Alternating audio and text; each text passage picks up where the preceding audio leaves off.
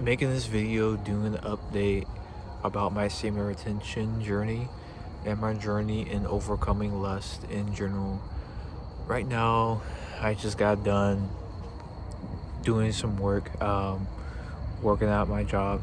Just got it about a week and a half ago, and about more of a week ago. And I have been really improving socializing, being able to talk to pretty much everyone at this point, and just numbing myself. I've always been someone who has tried to do the entrepreneurship way, which I have many regrets. I wish I would have started working sooner after I graduated high school, but I went into the entrepreneurship field, and going into a job like that, communicating with people is great early on, really great early on. And there's a lot of things on the internet tell you to go ahead and do the entrepreneurship things, to go ahead and avoid the 9 to 5s, to go ahead and work on your online business, do that instead. No, you have to go ahead and still provide some type of income, and being able to go ahead and multitask those two. I'm doing the job, my school, which is not that much schoolwork right now, and trying to go ahead and still do my online business, my online passion, my purpose. That is still 100% my goal. But now going on to retention, this is a week. I have so much brain fog from just how many interactions I have throughout a 8-hour day at this job. 9 hours if you count the lunch, the hour lunch takes off. Yeah, I think it's maybe almost 2 weeks going on this current streak. My last streak, I was on for 2 months, and I went into a huge slump. And the reason I went into that huge slump is because I went on a date, and the girl that I went on a date with, I had the opportunity to go ahead and lose my V card. Yes, I am still a virgin. I had the opportunity to go ahead and lose my V card. Really good opportunity to go ahead and lose my V card. I was inside of her car, and it was about to go ahead and escalate, but I had to go ahead and escalate it. She was really giving a lot of juicy signals that, yeah, she wanted to go ahead and do that, but I did not end up doing that because I felt like she wasn't the right one to go ahead and do that with. And I'm glad I did that. And of course, when that happened, I was questioning where I should have done it, where I should have done for experience, where I should have done to get over it. Of course, I went down that path as well. 100%. I regretted doing that. 1000%. I had some regret doing that.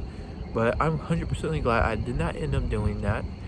And the crazy thing is enough too with this girl is that randomly out of nowhere she leaves me on red, so I ended up sending my availability to her saying, hey, let's go ahead and do a second date. And to be honest, with the second date, I just wanted to go ahead and do it for experience and the potential chance to go ahead and lose my V card, because I didn't get a chance to go ahead and lose it.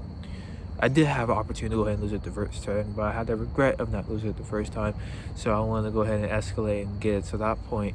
Kind of that, and that's like, it was something behind my mind. Obviously, I wanted to also get to know her a lot during that time. Also, I was still on my retention streak, and I was willing to go ahead and reset it with her.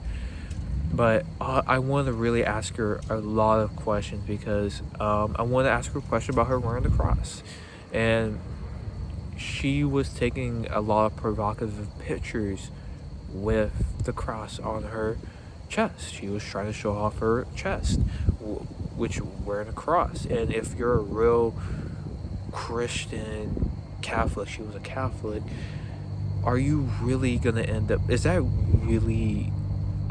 the right thing to go ahead and do, right? Because yes, you have that cross there, but you're also trying to go ahead and achieve attention. You're trying to get attention through your body, sexual attention, things that are stereotypically not for religion at all. And you're trying to go ahead and get that sexual attraction. It doesn't make sense why people have crosses and they're piping a girl on the site. they're recording a video doing that and they're wearing the cross. Like, what is the value of that at the end of the day if someone is wearing that cross? Because how can you determine a good person with wearing a cross and a bad person with wearing a cross, right?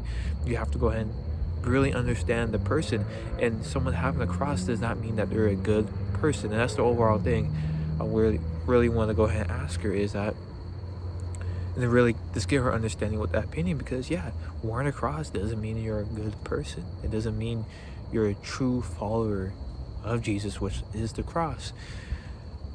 And you see, in my experience too, you see a lot of gangbangers, a lot of street dudes, like they get the cross tatted on their face, on their arm somewhere. They do that, and they're over there popping dudes. How can you go ahead and talk about you catching bodies, different type of bodies, not the sexual bodies, bodies on the street, right? Capping a dude, and you got a cross on you, right? You say glory to God, and you're doing all this stuff, you're rapping about all this stuff in your music, right? What is the value of that cross? And of course, there's tons of girls on online dating apps who do that. That was just a major red flag for her that I want to go ahead and talk and just really understand her. Of course, I wasn't going to go ahead and address it like that, but I just really want to go ahead and just state that, like, what is the really value of the cross, right? It doesn't determine if you're a good person or a bad person. And we wear that in the sense of trying to present that we are a good, holy person. But you're doing that things. You're doing those things, right? You're using it for attention, right? And that determines the whole entire value of that cross. So, yeah, this is my opinion. I just believe if I see a guy wearing a cross, a girl wearing a cross, it doesn't mean if you're a good person. It doesn't mean that you're holy or you're not going down the wrong pathways in life. No, it does not mean that at all. Some people there's plenty of people who do not do that, who do not wear significations of the religion, who are way better than people who try to go ahead and show it off to people. And that is something that can be a little bit controversial, and it's something that's a little bit different from semen retention. But yeah, what I'm basically saying is that there were those things, and I wanted to go ahead and smash her, and of course I got the regret, and I went down a huge slump of just watching a lot of porn, the most I have probably watched. It's in the top of one of the worst like slumps I ever went down with that stuff in my life in general. And I watched so many videos. I have never really constantly just been on the hub more than 3 times, right? After I do it 2 times, I just feel so guilty about myself. But I did it 3 times. Now I want to go ahead and say, okay, I want to go ahead and cleanse myself. I want to go ahead and do it the right way. So I go ahead and do it without watching the sites. I say to myself, okay, that was my last time. I'm going to reset. Then next day, I'm busting again, right? I usually get in these streaks when I bust. If I do it 4 times, I'm gonna do it the next day, probably around 2 times. The next day, probably another 2 times. And the one time, go off a couple of days because, man, I got really lock in. Relapse, go back in. Go a couple more days. Okay, I'm gonna lock in this time. Relapse. Go back in that cycle again. 3 times out of nowhere. 2 times, 1 time. Then finally going on to a longer streak. And right now I am currently on this. I don't count this stuff as a streak. I don't wake up in the morning thinking about my retention streak. I do not do that. And if you're doing that, then you're not. How can you expect to get the benefits, right? You think about someone who doesn't have lust problems, who doesn't have problems watching the hub, right? You think about those people. Those people aren't thinking about watching the hub. Those people aren't thinking about retention. Those people aren't thinking about those things, right? I'm gonna go ahead and end the video off here. My brother's calling, so yeah, those people just don't think about it, man.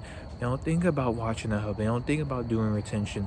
They don't think about that. So you think about someone who does not even do those things, who does not release. They're not thinking about that, bro. And that's the person that you probably are trying to become, and the person that you already have to accept already, because you are that person. You are that person. You just have to tap into those beliefs and then watch it manifest back into your life. That's the end of this video today. Peace.